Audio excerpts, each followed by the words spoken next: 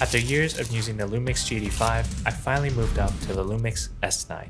But before you think I'm abandoning the G85 altogether, I want to share why I made the change, what's actually different, and maybe give you some insight into how you might approach upgrading your own gear. Let's get into it. The G85 has been my main camera for years, both professionally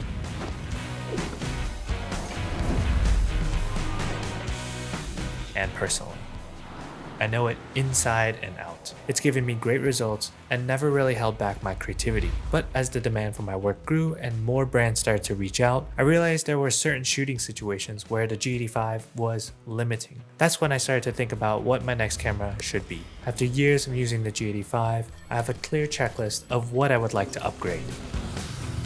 I love traveling with the G85 because of how small it was, and I wanted to keep that same portability. And yeah, there are plenty of other cameras out there to choose from, but I genuinely love and enjoy Lumix cameras. Maybe it's a bias given that I started with them, but I do like them a lot. Full frame capabilities.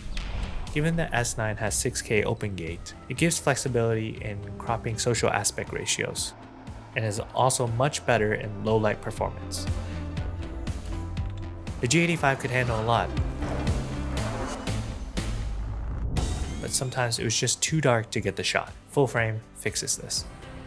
12-bit or higher footage. For color correction and grading, this is huge. The G85 still produced beautiful results in the right lighting, but the Lumix S9's range gives me more control and richer colors straight out of the camera.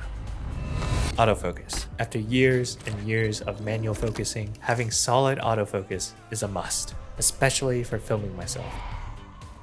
Although there's still some quirks and it's not completely perfect, it's way better than what I have used before. Most of the time it just nails the shot without me having ever to worry about it.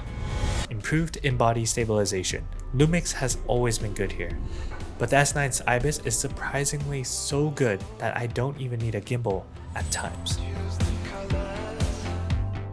It's not all the time, but it's pretty close. This allows me to be more light and mobile when filming.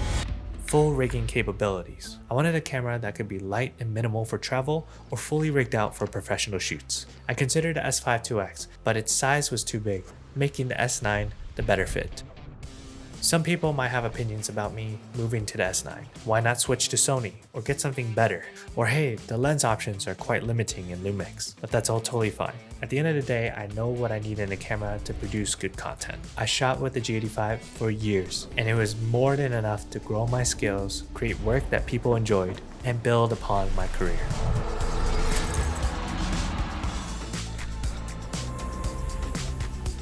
And it shows that you just don't need the best of the best gear. This upgrade is to make the process a little bit smoother while giving me more flexibility.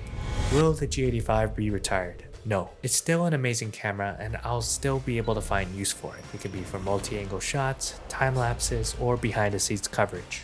It's perfect for keeping one camera locked off while I work with the other. What I like about the S9. So the S9 has a lot of the specs that the S5 2X has, but in a smaller form factor, which is more than enough for me. We're talking about full frame sensor, great color science, impressive stabilization, and a small body that's easy to take anywhere. My most favorite things about it, again, I can keep it light and small for travel, or I can fully rig it out. I'm still in the process of finding all the right parts when rigging this out, so that'll be for another video. Even though I am upgrading my camera, my style, my storytelling, all that doesn't change. The upgrade to the S9 is more about how I capture than what I capture. The S9 gives me faster operation, better low light performance, cleaner image quality, and just makes the process a whole lot smoother. But at the end of the day, the heart of the content is up to me to make that better. But yeah, the thoughts into upgrading my camera took some time. But I'm glad I waited long and underwent the experiences with my old camera to then make the right choice. If you have any questions, please leave them below and I'll be happy to help. Thanks for watching, and I'll see you in the next one.